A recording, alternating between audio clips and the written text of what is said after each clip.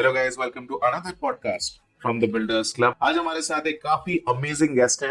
He is business world's 40 under 40 for this year and his company recently raised Series B at a valuation of around $30 million. He is one of the very few guys who's building in the D2C ecosystem in the footwear industry. His name is Taran Chhabra. He is the founder of Neeman Shoes. And Neeman Shoes, अगर आप लोगों को नहीं पता है, they are one of the very few footwear brands which are building sustainable and organic footwear for the Indian masses. इनकी company ने हाल ही में सीरीज बी रेस किया है from Six Sense Ventures at a valuation of around $30 million. आज का podcast special इसलिए है क्योंकि आप D2C ब्रांड या SaaS ब्रांड्स के बारे में तो सुनते ही रहते, लेकिन एक फुटवेयर ब्रांड कैसे बनता है ये मेरे ख्याल से काफी कम लोग आपको बता पाएंगे। इस पॉडकास्ट को एंड तक देखिएगा और आपके जो भी ऑब्जर्वेशंस हैं उनको कमेंट सेक्शन में जरूर लिखिएगा, because we are doing a giveaway for the best top 3 takeaways from this episode which we find in the comment section. You get a surprise gift from the Builders Club. So please watch the episode till the end, and here we go.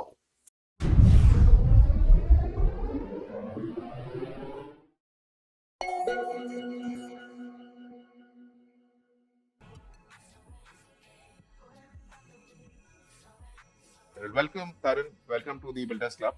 How's it going? Good, Sanjay. Thank you so much for having me. Appreciate it. We have been following the journey of Neeman Shoes for some time now, and I think there's quite a reputation about the different collections that Neeman Shoes keeps coming out with, and I would love to know a little bit more about how exactly do you do that. But before that, Taran, for all the folks who are listening in, would want to know what actually instigated you to start Neeman Shoes in itself. Now, the idea for Neeman sprung in the year 2016. I'm somebody who pays a lot of attention to detail, and over the years, I had accumulated and bought over 300 pairs of sneakers. Wow. If I remember right, my entire basement in New Jersey was full of shoes. Right? And this purchase behavior was not because I'm a sneakerhead. No, I'm not. I don't like to collect brands. I was just frustrated by buying a lot of shoes and not finding the right pair of footwear. If you look at the traditional shoe business, right? Now let's look at a formal shoe. One, it's made with leather. Second, it's so rigid that it compresses the movement of your foot, right? Now this is our foot. Now what a traditional leather shoe does is it's so hard, it kind of restricts your movement. So your feet, instead of being the way they are, they're crumbled, they're crushed. You can't wear this shoe for more than a couple of hours, right? Without taking them off. And this behavior kind of meant I was buying more and more pairs of shoes. Now, if you look at a traditional leather, a running shoe for them, right? It's so bulky, it's so flashy that you can't wear it in formal occasions. So a travel experience back in 2016 left me wondering, if I have so many complaints, if I have so much problem with the space, why don't I do anything about the space? That's when I reached out to my co-founder, who's my elder brother, right? I pitched him about the core problem statement. I walked him through about how great the Indian market is and how untapped, how unpenetrated it is in terms of innovation, and how we could create a fabulous product, a fabulous brand, if our product is reaching the right DJ. That's when we told ourselves that we're not going to hire high-profile consultants, not let them dictate us how shoes are made. Now, we knew a lot about footwear from a traditional point of view, from a consumer point of view. I know the right shape, the right architecture, when it pains around my heel area, why it should not, what should be the right archetype. What I didn't know is material, sourcing, design, manufacturing.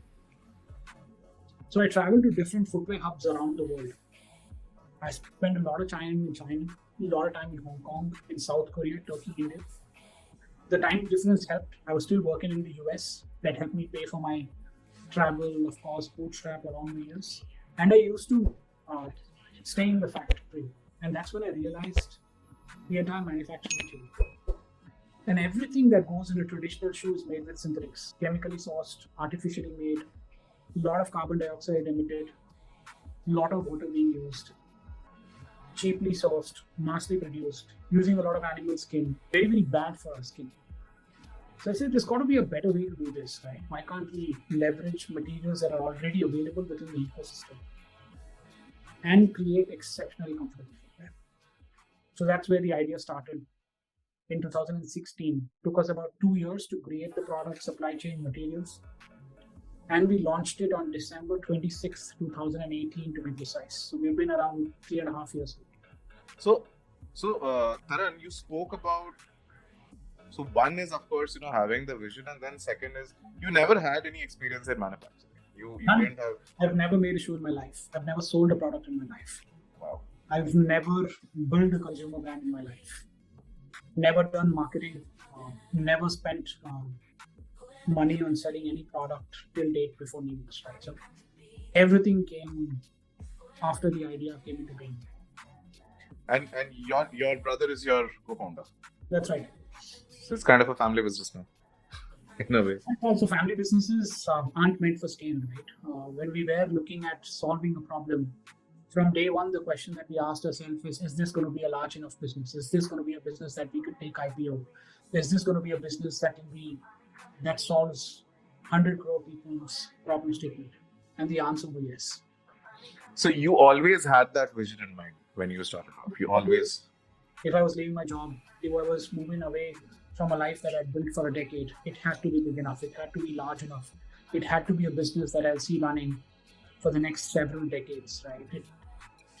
If I wouldn't have believed that this business would be large enough, I wouldn't have dived in. So a little bit about the initial research phase, and then we'll probably delve into your observations of the industry in itself. Because of course, you don't see there aren't local players in an industry like a shoe industry. There are players, there are older players, and the industry itself is dominated by, I guess globally there would be how many, 200, 250 brands, not more than that, in terms of the shoe, or are there more than that?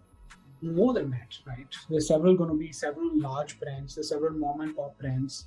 There's several brands who, just buy products and call themselves brands. So I'm sure the number is much, much large enough. But how many of these people will actually be brands is something that we have to look up to. No, so the question what I'm trying to understand is that how do you look at the market now? So you went through the whole research phase in terms of you spent around 1.5 to 2 years just visiting different factories and seeing the processes. Or were you also studying the overall ecosystem at that point in time? And according to you, now that you spent this much time in the ecosystem, do you see this as a market which has a high barrier to entry just because it requires manufacturing supply chain, or do you look at it as any D2C brand which if you have the sourcing sorted, then I think you can build a brand of your own? So footwear in general is a very, very tough nut to crack. It isn't an easy business. Hence, if you have seen, for lack of a better example, if you see a healthcare, or let's imagine a wellness brand, right? You see a new wellness brand starting up every day. That's because manufacturing, sourcing is largely already organized. There are a few players who know the research, who know well. They are going to help you launch an initial set of products in India, right? And a lot of brands leverage them and get started. So getting started in these cases is much easier. But in the case of a footwear brand, right, or in the case of footwear, getting started and building everything is a very, very difficult journey. One, because footwear in itself requires massive amount of experience, right? Because the number of players that will be required to build a shoe is massive, right? Sole requires a different manufacturer, insole requires a different manufacturer, upper, packaging, lace, every product. Our shoe travels to about 7 to 10 different factories before actually being made, right? So building a product which is good, which is unique, is extremely difficult. If you're buying from China and just selling it off, then you're not a brand, you're a commodity. And so creating a product in itself is extremely difficult. Hence, in India, you see either massively scaled Western brands or Indian brands which started, say, about 40 to 60 years ago are only able to establish scale. Otherwise, you don't see a lot of people survive in this industry. Yeah. So what we looked at back in the day was, like I said, me and Amar did not have any practical experience in building a shoe. So I think that's what differentiates us from the crowd, right? That's where we looked at not the the product that we wanted to build, but the problem statement we wanted to solve, and how big the problem statement could be. And then we started imagining how our consumers' lives will change because of that product. That's when the first thing that we wanted to crack was product. And to answer your question, it was just not one approach, right? We spent 2 years in creating the product and then thought about selling it. It all happened at once, right? Now, being in the global markets, I could have picked any country in the world to launch. I could have launched it in the US, I could have gone to Europe, I could have gone to Germany to bring this thing up. But the reason I picked India is because India as a market is largely unorganized, operates with a lot of unbranded products. Massive scale has been brought in by Indian brands only by crushing prices. Western brands are still doing well, prices up 4,000, 5,000 with good scale, right? There are brands who are doing 1,600 to 2,000 crores in India. So it meant that there is enough penetration, there's enough depth in the market. What were the kind of challenges the initial days, if you remember any? Right, I think every when you've not built a product, when you've not explored this territory, when you're going down the unknown, every day was a challenge. I remember creating 400 prototypes with different materials before finding one material, one product that was actually good enough. When we found out this product, we felt this is truly amazing. Then we created 100 odd samples before finding the actual set of products that we wanted to launch. So every prototype felt like a dead end, right? What are we doing here, right? Are we even spending time in the right direction? Are we going to create a product that we love? Are we going to find the right material? Is this product going to be durable for different weather conditions, right? India is a very diverse market. We not only speak different languages, we not only eat different food, but the weather is so different. You travel 40 kilometers, you'll see the weather changing. Look at the weather in Bangalore versus where we are in Hyderabad, right? Versus Delhi. Such diverse people, such diverse weather. And plus the habits in India are very different to the US, right? Here you buy a product, you want it to be ultra durable. You want it to last for multiple years. So our bars for quality were very, very high. So several challenges along the way, right? I think building a product in itself was a fabulous journey. And we've kept on improving. It's not that we cracked the product one, right? I think we keep improving with every manufacturing round. There's some tweak that we're making. And we keep iterating, we keep building on it with every few months. So, Taran, one is, of course, you had the vision. You said that, hey, I'm going to build something which is going to be massive. This is the industry that I'm going to get into. You studied the industry. You figure out the manufacturing. You spend a lot of time manufacturing it. Then you come to India and then you basically start to sell it. Now, here comes the question about the go-to-market aspect of things. One is go-to-market and second is pricing, because I think pricing also is something which kind of defines your positioning in itself. And your initial times of the overall, I think the go-to-market itself has also evolved for you guys. And along with it, probably the product lines as well. So we probably want to understand, number one, probably a little bit about the positioning and the pricing. And second, the go-to-market in general. What were the thoughts initially and how has it evolved with time for you? So let's start with go-to-market first. Now, the product was unique. The thought process was unique. The idea was unique. So we started wondering what's the best way to leverage and sell. We had three options. Traditionally, footwear in India has been sold via wholesalers, distributors, hiring again master retailers, master distributors. We said, we are creating a very different product. We're not even a brand, right? Nobody knows about it. Why is a distributor going to buy a product? And how is he going to sell it? This is not a commodity product. Neither is this selling at 400 to 600 rupees that he can achieve scale. So this wasn't an idea that was exciting both of us. Second was we had very little money. All the money that we had, we said we could open a couple of stores, maximum 3 to 4 stores. We'd even given deposits for one store, if I remember right. And the question that we started asking ourselves is, if we put all the money on stores, will this become a very, very large brand? How many people can we drive on a day-to-day basis? 300, 400? How many people will convert? What do they know about the product? This was the time Jio had just launched in India, right? I still remember when I used to come to the US, from US to India in 2014, 2016, right? It almost used to bring me to tears how much money I was paying for data back then. But in 2017, Geo had launched, data rates had plummeted, everybody had internet for free. And India had more people surfing the web than any part of the world. There was no term like D2C back then, right? We said we'll sell direct to the consumer. We started doing our marketing in LinkedIn, Twitter.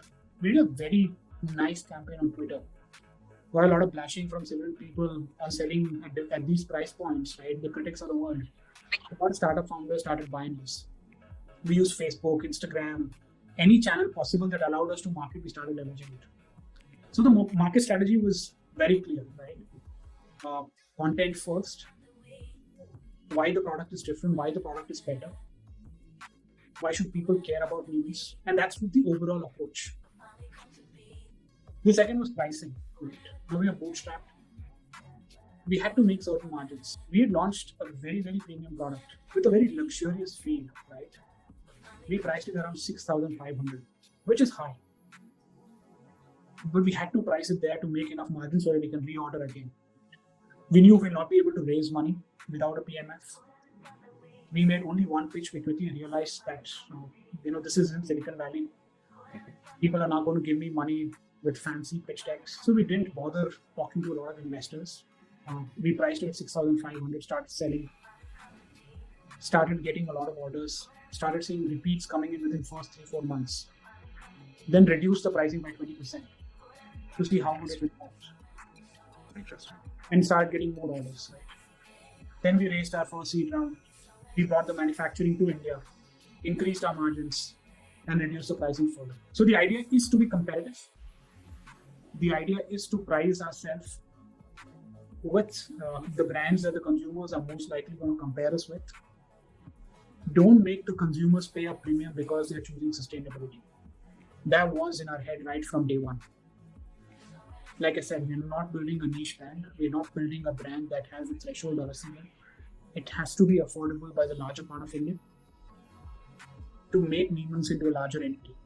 Hence, we started with a $6,000 product, launched a $3,000 product, launched a flip-flop, launched a slide, and we've had our product launches very well placed with different materials, with different price points to garner attention all along the way. One of the things which I wanted to understand was around the positioning of sustainability. Was the sustainability and going natural a part of the positioning that was a part of the plan right from day one, or was it something which you guys figured out along the way? It was right from day one. The moment we learned about the materials that got into producing any other footwear, we created a mission statement that this is going to be the most comfortable product and made with the best possible natural, sustainable, recycled materials that are available within the ecosystem. In every product that we have launched thus far, we are the first. India's first ever merino wool shoe, India's first ever slipper made with recycled tires, India's first ever sneaker made with recycled plastic bottles, India's first ever sneaker made with sustainably grown trees. Every product of ours is India's first. Not trying to create a brand which creates India's first, but definitely trying to create an ecosystem where people will adopt materials that are great for us and also for the ecosystem, right? And that this has had an impact on how Western brands look at India.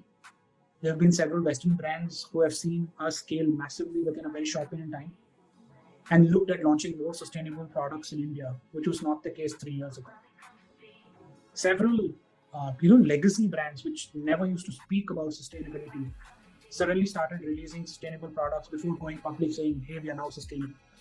So this is because what we've done, right? We've created a massive recognition, a massive community, a massive thought process change where people have now started adopting products which are,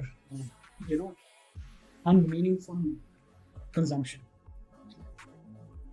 So actually, that's a very interesting thing. I think one, the kind of product lines that you have itself are a story of its own. They become the talking points the moment they are launched. And second is your overall positioning has always been you people have always said that you people have wanted to create the most comfortable shoe that a person wears, right? You have had some amazing innovative product lines that you have had, and I have had friends who are fans of your brands as well.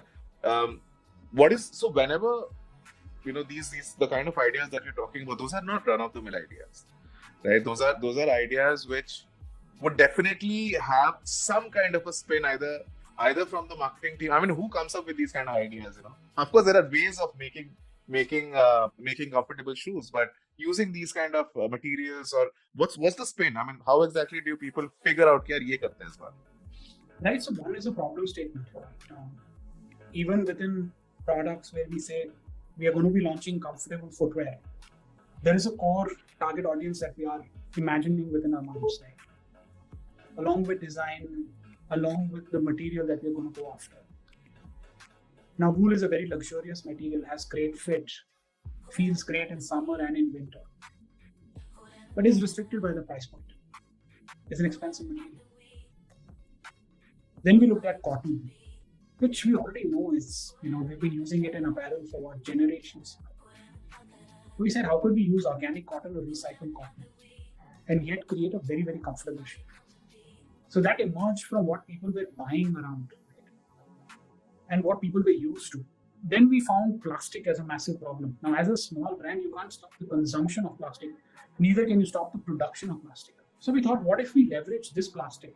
It's already created within the environment. It's polluting the waters, it's polluting everything around us. What if we can consume these plastics and give them a new life? We launched one of our best-selling products, called it We Live, because we are giving something a new birth. Best-selling product of the year. While the concept in itself was innovative, but we said, what is the consumer going to talk about when he talks about it to his friends and family? The first thing what we thought about every material that we're going after is the consumer going to say, these are the most comfortable shoes that I'll ever wear, right? Are they going to be durable? Are they going to have the flexibility? Are they easy to clean? In the process, we introduced India's first ever sock free. You don't need a sock. This wasn't a problem statement at all, right? People were complaining shoes were smelling. People were complaining socks need to be washed. But anybody think that a shoe can be worn without a sock? Nobody. We thought to ourselves, what if we could make this, right? And in the process, we've made. Our shoes can be worn without a sock. They don't smell. The sweat evaporates, right? So I think this is a lot of problem statements are told. There's some that are not told. So we have a research team that speaks to consumers, looks at reviews all over the world, right? What people are talking, what are they saying, what is the problem statement of a different persona, different PG, right? How much would he sell? How much would he, value this problem statement? What would be the price of this product if this was sold? A bunch of these things go in, right? There's a separate product development team that today looks at this. At every product launch at least 16 to 18 months. So that was exactly that was going to be my next question. That I guess the question would always be whether the consumer would actually buy this or not. Of course, the idea is innovative, so how exactly? But I think you've answered that question. I have one more question, and guys, in case you people wanna jump in with a question or two, just raise your hand. We'll just pull you in for a question. We'll probably take 2 or 3 questions. But Taran, we'll go a little bit into the ecosystem in general, a little bit more, talking about the global brands which are out there. And I think not just the global. So you have studied the whole. Of course, you're a part of the footwear industry. In India, I think we have only been exposed to the bigger brands, and then the old school brands, the Lakhanis and the Actions and all of those, and Bata probably. And Australia there's probably. But in general, if you look at the shoe ecosystem, if I today want to start a shoe brand, a footwear brand, let's say, how should that journey look like? So when I say, I mean, I probably would want inputs from you in the kind of need gaps that you see in the ecosystem. How exactly, if anybody, and it need not be just a footwear brand, probably anybody can even fit themselves somewhere in the supply chain in general, where you see a need gap right now. Are there any which you have identified till now? Firstly, let's look at the entire space. And this is a pitch to anybody we hire today, right? The first question that we ask anybody, and the question that I'd asked Amar back in the days, is there any Indian brand that you would wish to buy? or that you would aspire to buy, or that you would talk about to your friends that you own this Indian brand? Whenever I've asked this question, I've had dead silence for about 60 seconds. Some people, after 60 seconds, used to talk about Bata, which is not an Indian brand. But even if you buy from them, you're not going to talk about it. So that's what we wanted to solve for. Apart from a great product, very, very innovative manufacturing, we wanted to build a brand that people would love to buy, try, and then talk about. Now, in the case of how to get started, right, I think in any product that you're building, let's talk about products, right? Because what I've learned is how to build products. It's about starting with a problem statement, right? And we got to identify how deep is that problem statement. How many people face and battle this problem statement on a regular basis? And if you solve for this problem statement, is this problem statement deep enough to be made a business? And if you solve for this problem statement, you have multiple problem statements to go after this. Or this problem statement alone can build $1 million business. And that's what we asked ourselves back in the day. Then you talk to yourself and trying to realize where your strengths are and where your co-founder's strengths are or where your team's strengths are. How would you sell? How would you position? How would you manufacture? So on and so forth, right? And that's how we've unraveled over the years, right? And there's a massive, massive opportunity lying in front of us. We are just getting started. And a lot of things to do. Yeah, I absolutely agree. I have a few more questions, but before that, anybody of you who wants to ask a question, just unmute. I'll pull you. Hi, Taran. How are you? I'm good. Give a one-line intro of yourself before, and then you can ask your question. Absolutely. So I'm trying to start off in the traditional foods business. I don't want to call it organic. I want to go back to our roots, and I'm bringing those foods which we were supposed to eat the way they were supposed to be eaten and not be processed as we can. That's something in short. Earlier, I used to be in banks and I did a lot of random stuff here and there. I saw your profile. Very interestingly, you have a lot of data analytics understanding and software as well. One thing which is very curious, and I've always looked out for folks who Sohail gets on this platform. How did that play a part in your selecting the problem statement and solving for it? Because software and data analytics is like way different from anything related to shoes. So how did you come up and select this particular problem? So Jeff, frankly, this wasn't planned, right? In my case, so I didn't figure out the market first. I didn't figure out the competition first, and then say, okay, I'll build this. Now it started with my own problem statement. I was facing it for a longer period of time. And one travel experience, right, kind of left me wondering, what can I do about this? Is this going to be a large enough problem? So I started conducting a lot of user interviews. I spoke to a lot of people who I used to work with in the US, a lot of friends in the US, spoke to a lot of people in India, diverse age groups. I started finding out how many pairs of shoes do they own. Why do they buy more than one pair? I heard problem statements like, I need a running shoe, I need a walking shoe, I need a CrossFit shoe, I need a formal shoe, I'm going for a wedding, I need a shoe. But the answer that I kept hearing on was, I want a comfortable pair. And the motivation for a comfortable pair within a casual segment was extremely high. And that's when I realized that, what if I can do this? It just started with several ifs. And then it started by looking deep into the market. Who does what?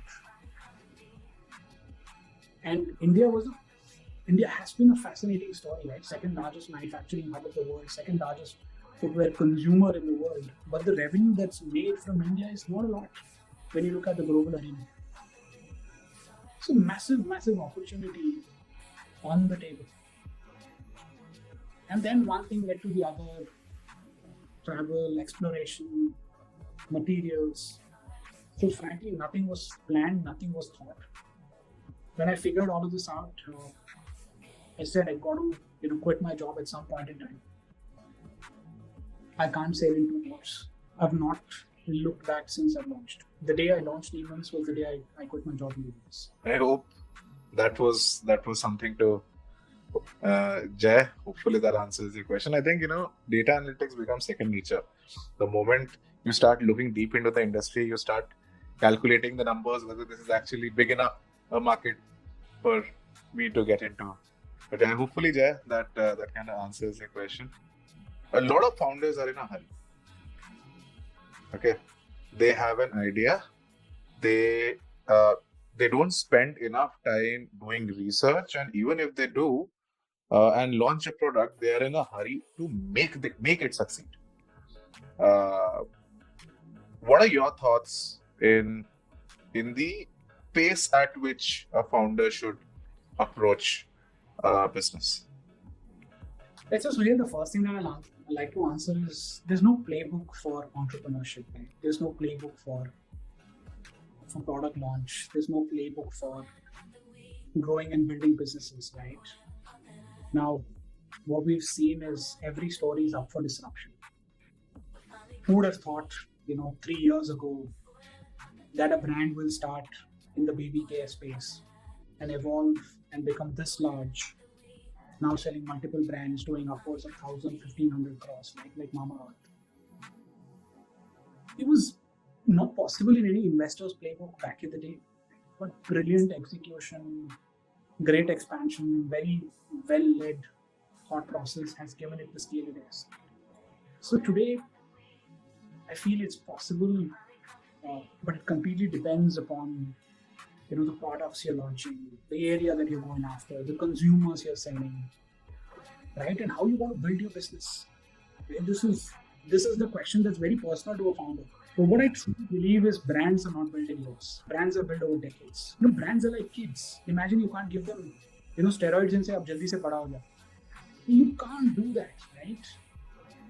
They have their own course of learning, right? And you will have your own course of launching products. There'll be some great ones, there'll be not so great ones, there'll be some that will tank, and you'll discontinue, right? So you'll have your learnings all along the way.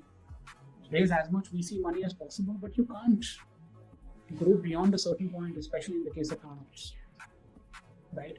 So in my head, it's very, very personal. Depends upon the team, depends upon the kind of resources you have, depends upon the industry that you're going after. Right? Today, with the kind of resources that are available, you could shorten where traditional brands would have taken 50 years to achieve them in 10 years. That's what I believe. And that's where I'm going after. If anybody would have achieved that scale in 50 years, I'm going to do that in 10 years. But how do you look at competition, Taran? As in the relative pace at which you're growing and your competitors are outpacing you. Do you really think? So there are two schools of thought here. Some say that you should run to the base of your own drummer. Some say that you should always be the first. What's your take on that? Because the industry is big enough. You're never going to be the only player there. You are going to have people come after you, right? And competition is good, right? Healthy competition gives you, something to look up to. But frankly, we've not looked at competition till date.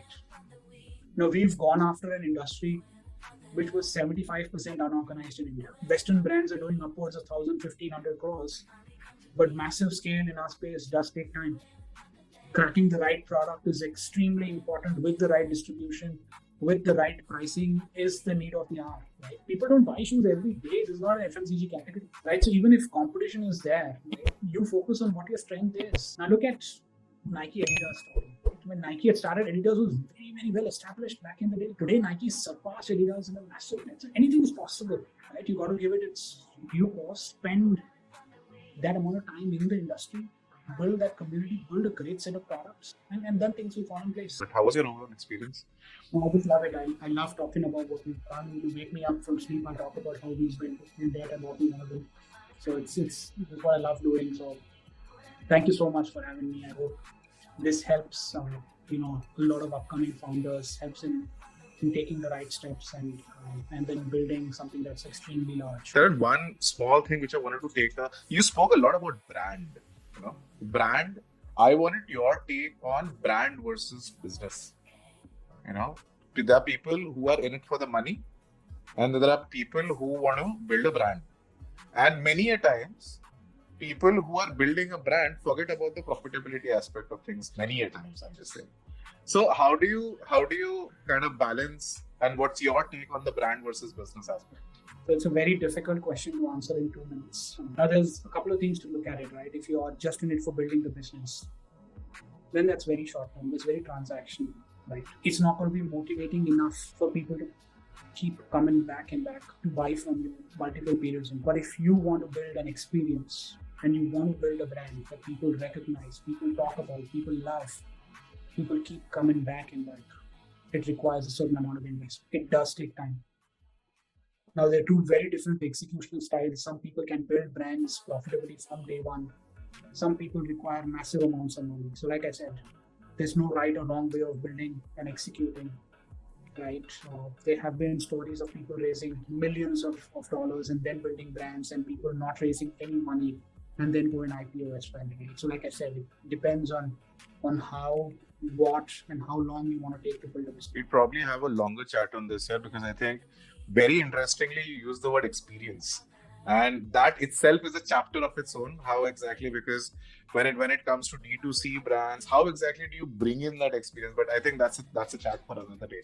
Taran, thanks a lot for taking time out. I think it's been an immense pleasure and a learning opportunity speaking with you, Taran, and all the very best Neeman shows. Neeman's is an amazing brand, a great job, and Godspeed ahead. I mean, we really want to see, Neeman's to be up there amongst the likes of the Nikes and the Adidases of the world. And with time, touch wood, it will become a reality as well. Spread the word for us, and thank you so much, guys, for having me. Hope this conversation was helpful. Appreciate it. Cheers. Cheers. See you. Take care. So that was the episode, guys. कैसा लगा आपको आज का हमारा episode? Taran Chhabra is an amazing guy. In case you are building a D2C brand या फिर आप footwear industry में कुछ करने की कोशिश कर रहे हैं, please you can reach out to him, or you can reach out to us and become a part of our club where we already have a lot of D2C brands and mentors and experts who can help you in your building journey. Please join the Builders Club. और हाँ, अगर आपने अभी तक comment section में अपने takeaways नहीं लिखे हैं, तो don't forget to do it, because we are doing a giveaway. You get exclusive Builders Club merchandise. So please comment section में अपना comment लिखना ना भूलें, and we will see you guys in the next episode. Till then, upwards and onwards. See you.